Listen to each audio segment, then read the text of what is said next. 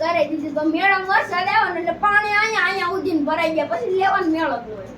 રામ રામ ડાયરા ને આપણે વાડીને રસ્તે ચડી ગયા છે ને રસ્તામાં પાણી તાજે તાજું આયલું આવે છે. આમ આપણે પાછળ ખેતર પાસે ડેમ સરકાણો હોય ને એનું પાણી આવે. હરવાણાનું તાજું તેલ જેવું પાણી આવે છે.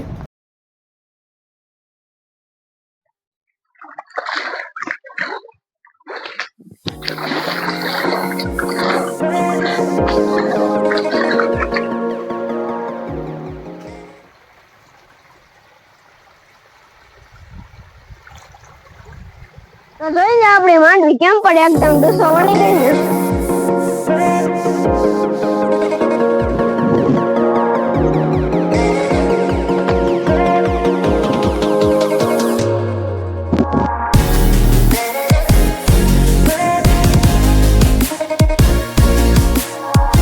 તો જોઈ લ્યો આપણી મકાઈ દોડાઈ આવી ગયા છે અને થોડાક દાણા આવી જાય પછી સેવડો બનાવીને ખાઈ લઈ.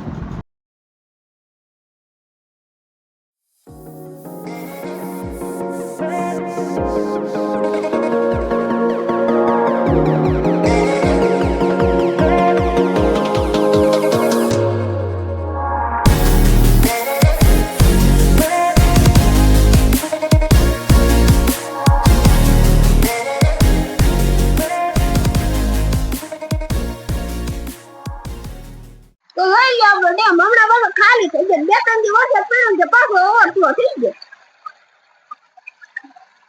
આપણે રસ્તામાં જતા હતા એ પાણી આ ડેમ નું જ હતું. એમ આખો ભરાઈ જશે તો આપણે પાણી ને નાવાનું મન થઈ ગયું. હવે નાવા પડી આ પછી બહુ ઊંડું છે ને આપણને કરતા તો કઈ આવડે નહીં એટલે નથી નાવું. મારા કલેજા આપણો ડેમ સરકાઈ ગયો છે તો આપણો કુવો સરકાઈ ગયો છે.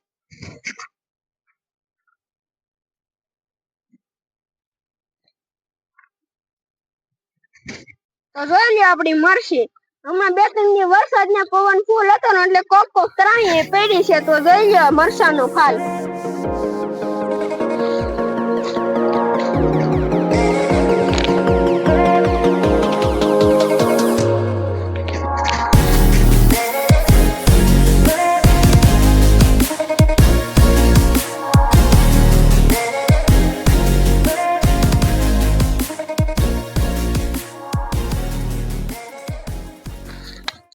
તો જોઈ લો આપણો વાડીનો વ્યૂ કેમ પણ જકાસ છે ને.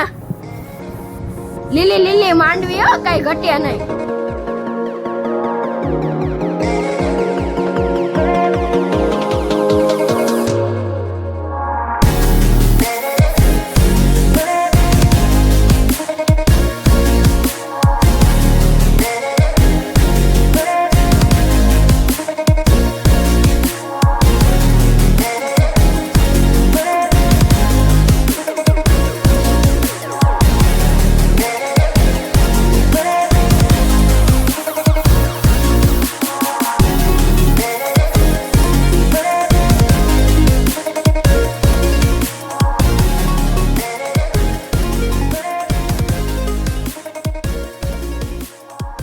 આપણે શ્યારજીને હાઈતમ આઈટમની રજા હતી જ ને હવે રજા પૂરી થઈ ગઈ. સવારે ભણવા જવાનું. તો હવે વ્લોગને એન્ડ કરી દે. બાય.